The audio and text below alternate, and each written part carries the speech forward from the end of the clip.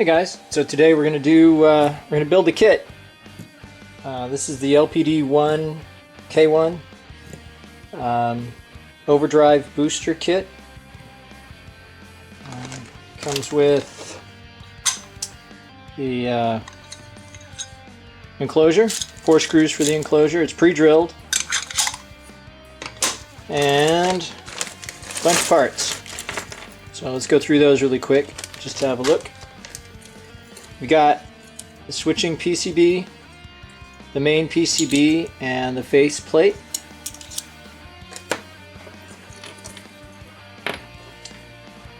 Two 1/4-inch jacks.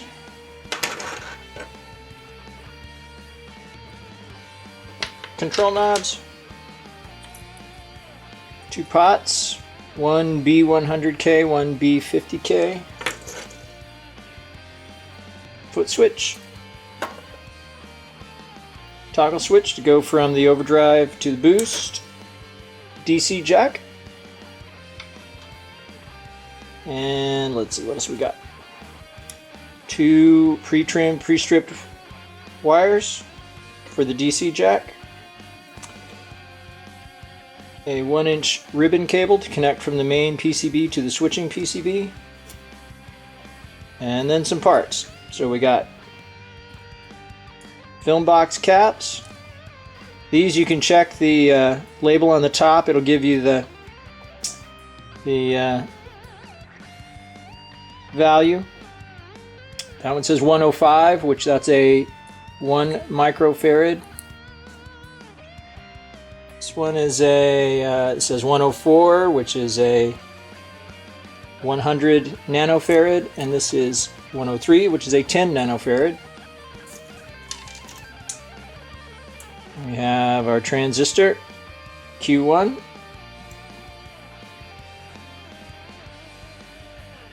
This is the Schottky diode for the polarity protection. Electrolytic cap. Ceramic cap. Diodes.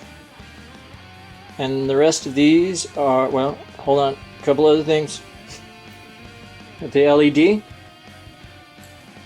And this is the light pipe for the LED that'll press into the enclosure. And then the rest of these are resistors. And we can go through and we can check the value of these and match the bill of materials if you'd like. This particular one is yellow, violet, black, orange. If you look here, that's the 470K, yellow, violet, black, orange. I should probably just go ahead and put these into the, I'm going to do that, put them into the PCB as I go, so you can see how that's done. So that 470K is R6. So then basically you're just going to bend the leads over like so and feed it into R6, which is right here on the through the top, and then you flip it over and bend those leads out just a little bit so that it stays in place so we can solder it later. Let's see what the next one is. This one says brown, black, black, yellow. Brown, black, black, yellow is the 1 meg, which is R2. And just as an aside, you can also check these with a multimeter set to read resistance. And to do that, you would basically set it to read resistance and check across the leads, and it gives you the reading. Sometimes that's easier to do than actually reading the color codes, because especially as we get a little older, it's hard to see these things. So that's a 1 meg, and as we said, that is R2.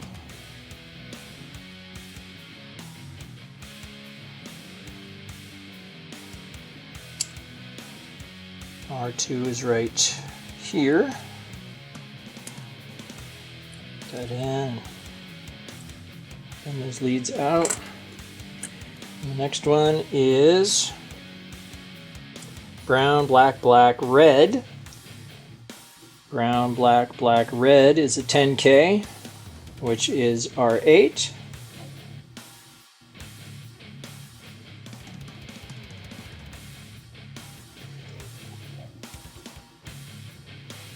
Which goes in right here.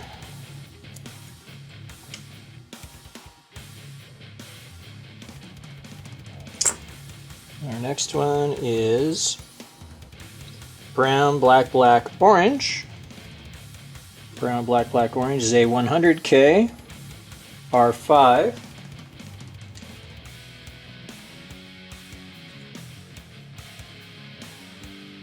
Which is right here. These don't have to be put in any particular order. We're just going from the lowest profile parts to the highest profile parts as we move through. Next part is brown, oh, let's try that again, red, red, black, yellow. Red, red, black, yellow is a 2.2 meg, which is R4.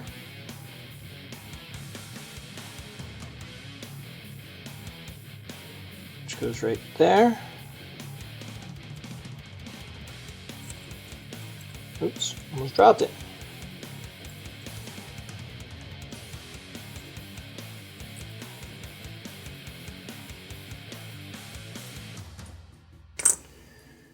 And our next one is blue, gray, black, red, which is the 68K, R10.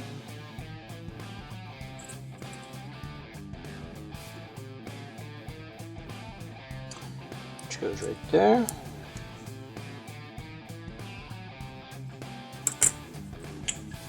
Our next one.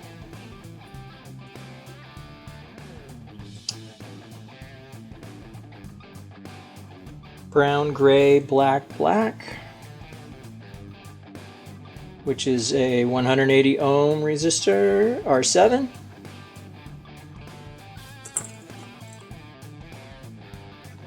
Which goes right there.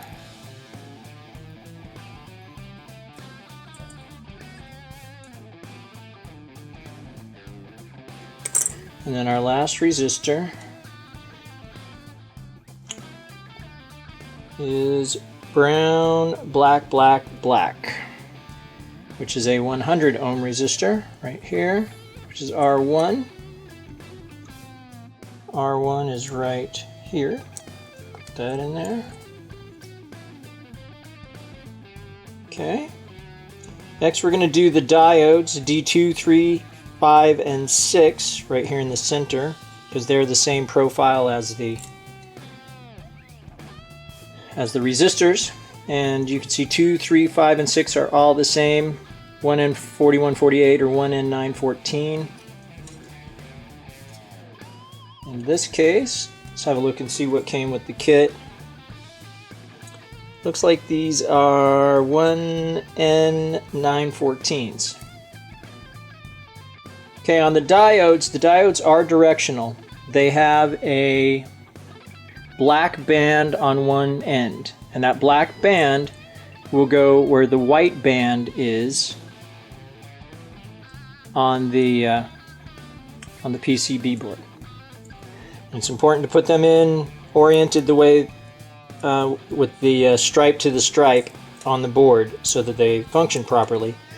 If you don't do that, it will malfunction when you try to use it. It may pass signal, it may not, but it'll sound very strange if they are not in the correct orientation.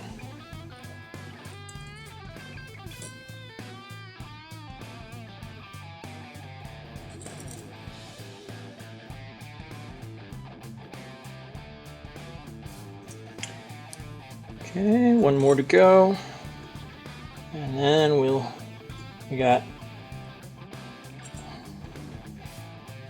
one more diode to put on, which is the polarity protection diode, which is this guy right here. It is a 1N5817, and you can read that around the outside of the diode.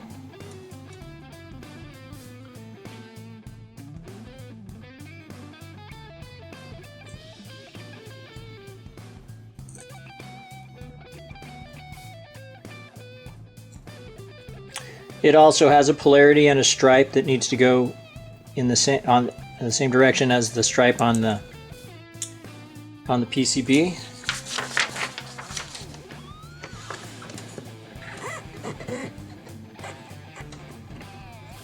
Okay, this is the vise that I use. You can use anything to hold the PCB that you have. I've even seen guys use hobby mats and just press them against the hobby mat to solder them. I am using today some Alpha Metals TelePlus 6337 solder. And while I'm soldering, it's probably going to get just a little noisy because I'm going to turn my fume extractor on, and it tends to be a little on the loud side, so maybe I won't talk so much as I'm soldering, but you'll see what I'm doing.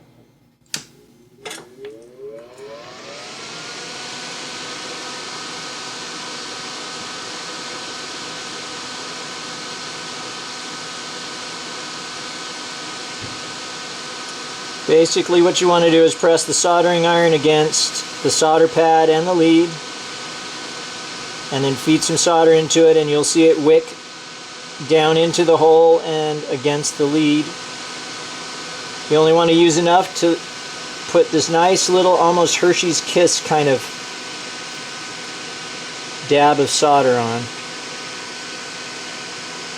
Too much and it makes a mess, and too few and it might not actually get down into the hole.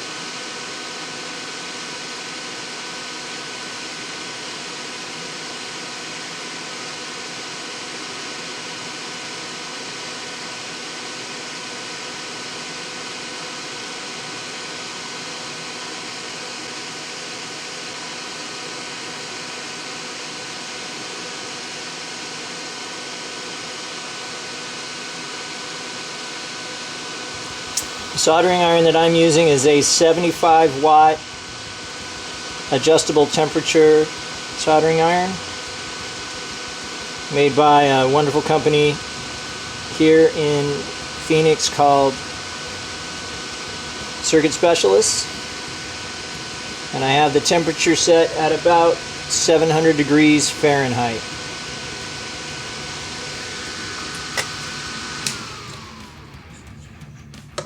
Okay, and we got those. You can flip it over and see that they're all nice and flat where they're supposed to be. Looks like this one may have raised up just a little bit. And what you can do if that happens is heat it up just a little bit to where it melts the solder, and then just press it down. Feed it back through while you have the heat on there, though. You want to make sure to do that so that you don't damage any of the traces or anything. And I'm going to take a flush end cutter. Basically, you can get these at Harbor Freight for a song and a dance, and they work really good. And then we're going to cut the lead just above the end of the Hershey's Kiss. You can kind of see right there on the solder how it's just kind of wicked up the... You don't want to cut that part, but just right above it. And we're just going to cut all the leads off, which is going to make our life a little easier as we go forward because they won't get in the way.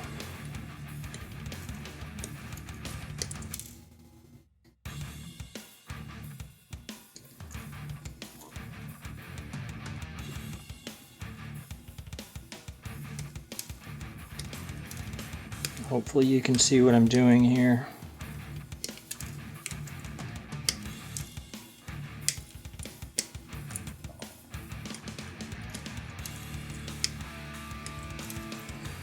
Okay, so there we have all those. They're in, and we're ready to move on to our next stage. Usually I just sweep these up and throw the leads away because we don't really need them for anything else as we're going forward. I'm going to scoot that out of the way and get our bill of material back over here. Next is going to be the smaller of the box caps. You can see that those are a lower profile than these. Those are taller. We're going to do those. We're going to do the ceramic cap, and we're also going to do our transistor.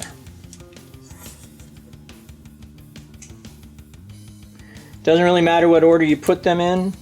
I'll do the ceramic since it's already free. If you look, the code says 471. That's a 470 picofarad cap. That is C5. C5 is right here. And you go in and you want to do the same thing. Bend those leads over so it doesn't fall back out. And then we're going to take the ceramic box caps. I'm going to cut the leads on that so I can feed it in. This one says 104, which is a 100N, which is C3. So we'll go right here on the end like that. Same thing, flip it over, bend those little leads out a little bit so it stays in. Flip this one. This says 103, which is a 10N, C4, which goes right here on the end. We'll bend those out so it stays put too, just like that. And we're going to put Q1, which is a 2N5088 NPN transistor. These have a profile, which you can see it has a flat on it. That flat will go to the flat on the PCB board. There are 3 leads and they'll just slide right into the hole like that, and then we'll just kind of work that down towards the same height as the box caps we just put in, and it'll flip over because of the leads. It'll flip over and it won't fall out, so you don't really have to bend the leads on that one. Back into our vise. Get our solder over here. Turn the extractor on.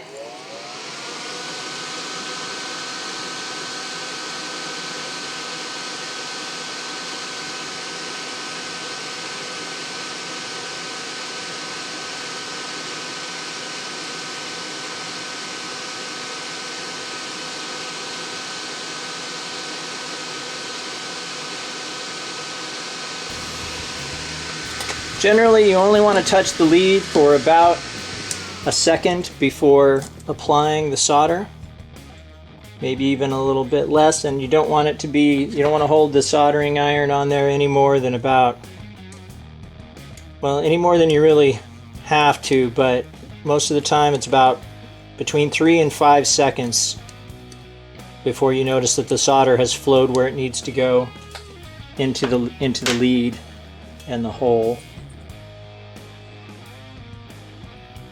Okay, those look good, and we can progress to our next 2 large box caps here, which are 105s, which is, move this out of the way here.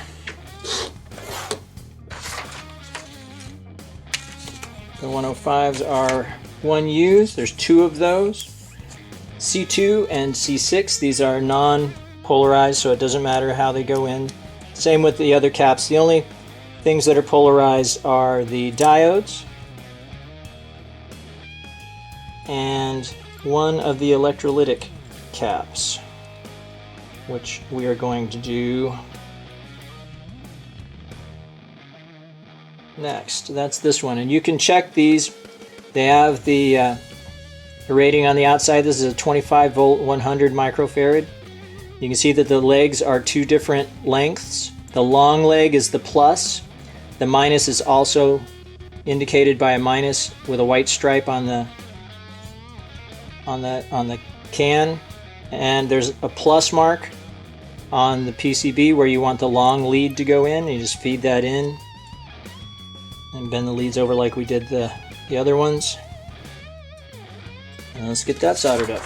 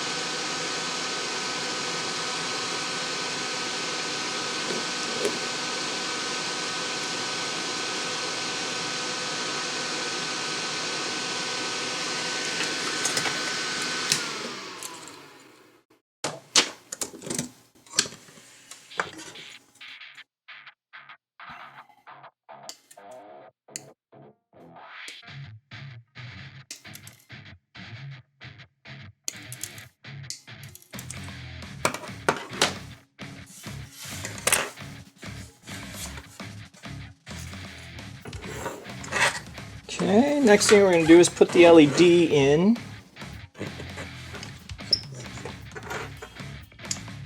The LED also has a long leg for the plus, and if you look really closely next to the short leg, there's a flat on the flange. You probably need a magnifying glass to see that.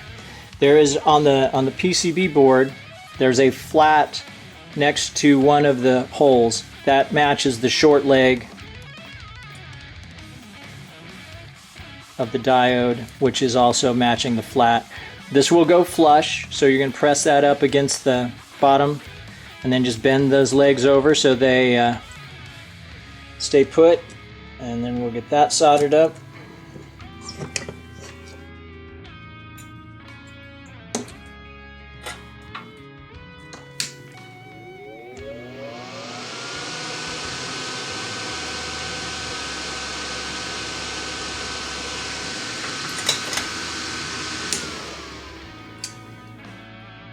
Those leads off. Next, we're going to go ahead and install the ribbon wire. So it's not directional at all. Just feed it up through the bottom, so it goes through the holes.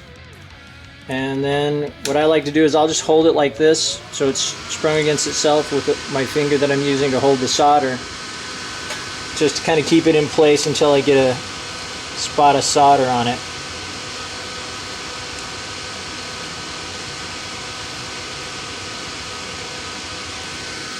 That's ready to go. And generally what I do with that now is I will bend that in just kind of a gentle U shape so that it is poking up like so. Because from here we go to the, we're going to start installing things into the enclosure.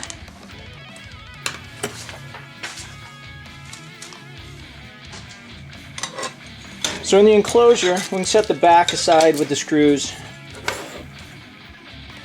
I like to take a magic marker and darken in around the LED hole, just because I like the way it looks better. Once the faceplate's on, it doesn't kind of shine through. It kind of darkens it. Looks kind of cool. So now what we're going to do is we're going to take the LED light pipe,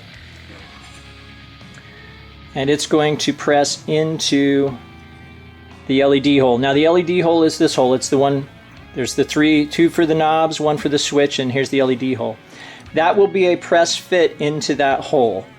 It should just press nice and smoothly into the hole. You don't have to glue it, although if you want to put a dab of super glue on the back side to hold it into place, that's perfectly fine. So there's that. The next thing that we are going to do, I guess prior to moving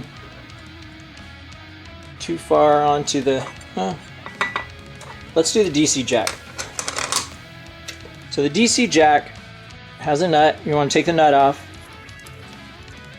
and just set it aside. It has 3 lugs on it, 2 of which are positive. This top one is positive for the adapter. This is if you're using a battery. We will not use that. And then this is the ground lug. The way that I like to wire these up is I'll take and I'll orient it so that the ground lug is facing like this, where it hangs straight up and down, and then the bottom lug is our positive. And I just lock it in that orientation in the vise, and then I can take the 2 pre-stripped wires that came with the kit, do a little hook to the end of the wire so that it stays in place. So that is the ground. Goes on the vertical lug, and then the bottommost horizontal lug will be the plus. And now we'll just solder those on.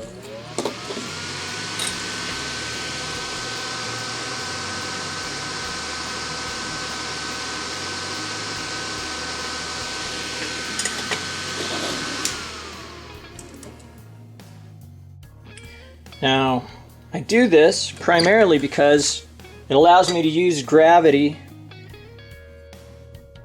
so that when I put the when I put the jack in, the wires are pointing upwards so that I can easily fit the main PCB in and then bend those wires down to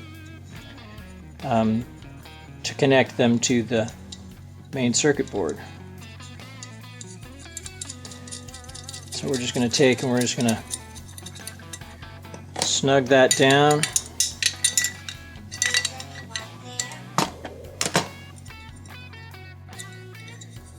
Okay, next we're going to put the input-output jacks in. We're basically just going to fit those in and snug them down. They go in the side holes.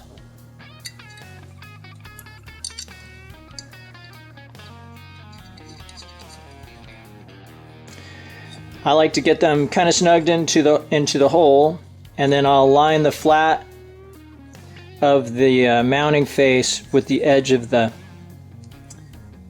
enclosure. That makes it nice and easy to line up, and it's flat, so when I put the PCB for the switch on, it's already fairly flat and ready to install. So like so.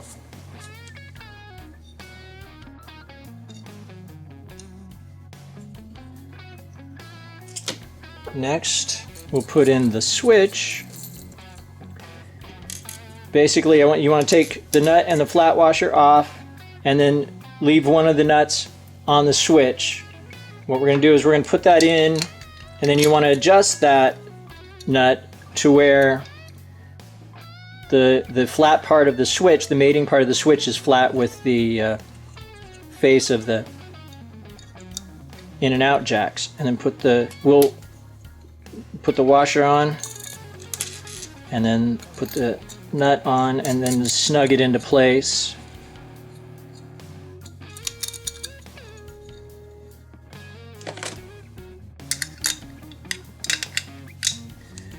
Then you want to make sure that it's nice and aligned straight, and you can test the alignment with the PCB just by slipping it over the top, like so. So that's how that will install in the end. So those are fine like that. Next thing we're going to do is we're going to take the pots. There's a lock nut and a washer on each one. I'm going to take those off, and there's a lock tab. It's right here on the side. We're going to break those off because we don't need them. And I already did it on this one here. And now this is our B50K. And look at your bill of materials, and that will tell you for the pots, B50K is R3. So R3 is the one on the right, and we'll just drop that into those holes for now. R4 would be the other pot. You can look it up on the bill of materials to verify that that is what it's supposed to be, but shouldn't have to since we only have 2 pots.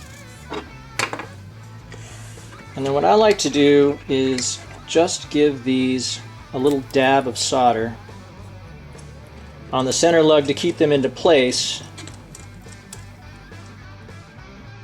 when I flip it over to do the final soldering. As long as they're pretty centered, it's fine. Just make sure that it's flush as much as possible. The reason I only put a dot on the center is it makes it to where you can still bend it and get it into the proper position.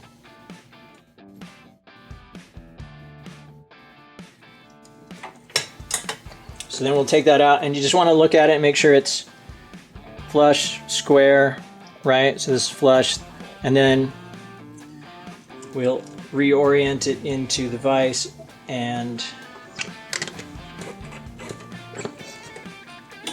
solder the lugs from the top. Don't start on the center lug because the pot will fall out. Just start on the one on the right, do the one on the left, then do the center lug that we did from the other side.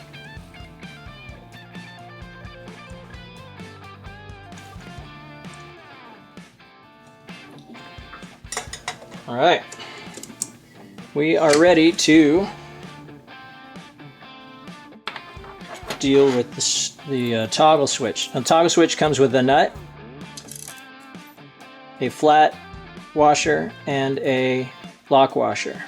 We won't be using the lock washer or the flat washer, so you can set those aside. There's a second nut that's on the switch bushing, and you'll want to just snug that down against the body of the switch. And what we're going to do is we're going to drop that into the switch hole, and we are going to loosely orient that with the faceplate. So essentially what I did was put this switch into the hole, make sure it's just kind of oriented. Then we're going to take the faceplate and just drop it over the top of the switch hole, and then we're just going to kind of snug this up. Don't need to tighten it yet because we got some other stuff that we have to do. And then you just kind of orient that to where it's pretty much where it's supposed to be on the face. You'll have time to orient it differently if you want to. And then we want to make sure that the switch is vertical like so. And then we're going to take the main PCB. These two are going to go into the holes, and if all is right, it'll slip right over the top of where the switch is. And what we're going to do is take a finger and hold it like this while you flip it over. Drop a washer. And these are the washers that we took off of the pots, and the nuts that we took off of the pots before. And I have this nifty nut driver that I use to just kind of spin it down and snug those up. And once they're snug, then go ahead and take and align your faceplate where you want it. Centered usually is best, around the top and the sides, like so. And then we can go ahead and snug those down.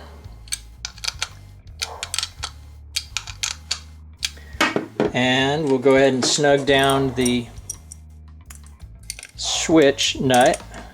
Just snug, they don't have to be terribly tight. There's not a lot of pressure put on those or anything like that. Now, we can come in and start soldering the switch plate.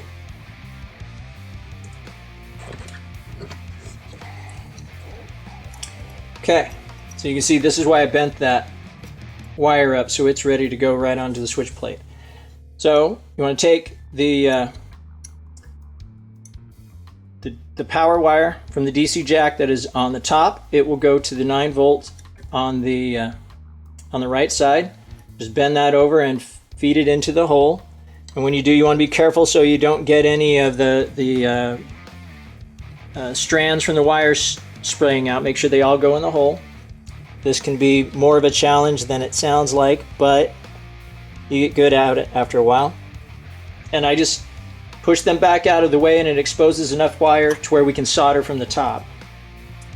And we're going to take the switch PCB. It's labeled on top and on bottom. You can see these are like the part outlines that will go onto the bottom, and then the LPD will go to the top. Drop it over the ribbon wire first. Well, let's see.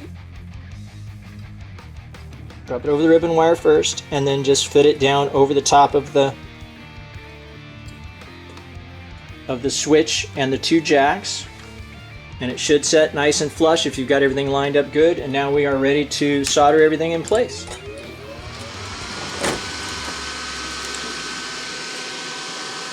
I usually start at the top with the 9 volt wire, and then the ground wire. And then I'll do the switch.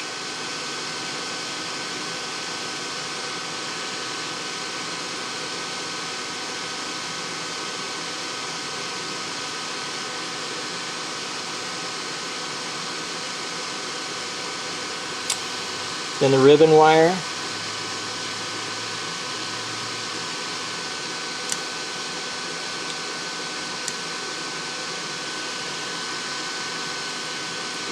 Then I do the center lugs on the jacks, just to kind of hold everything into place.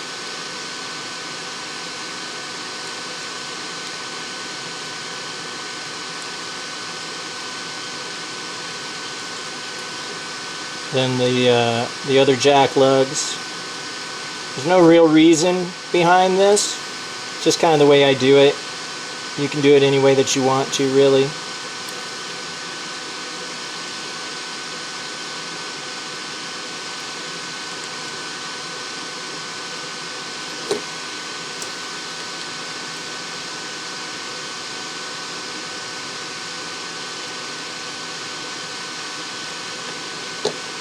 And we do the jack, or the, sorry, not the jack, the foot switch.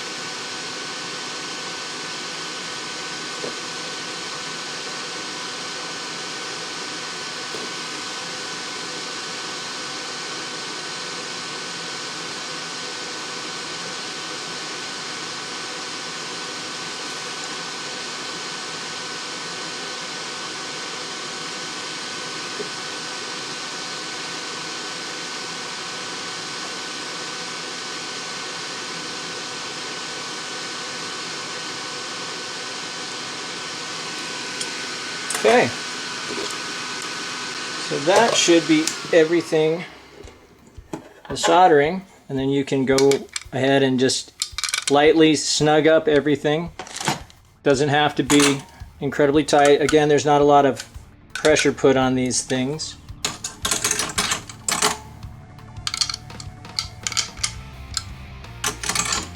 Okay, then what I will do is rotate the pots to the counterclockwise side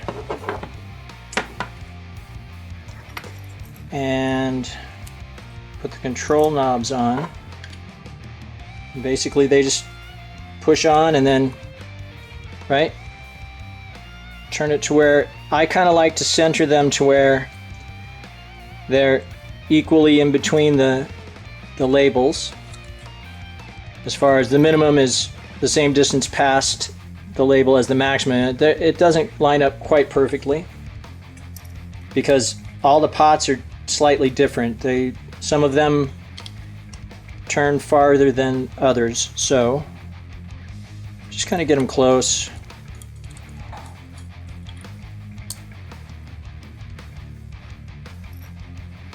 Okay, and there it is. Then we have a power supply. We can plug it in. Let's see if we get, oh, look, there it is. Okay. Now on to the audio test.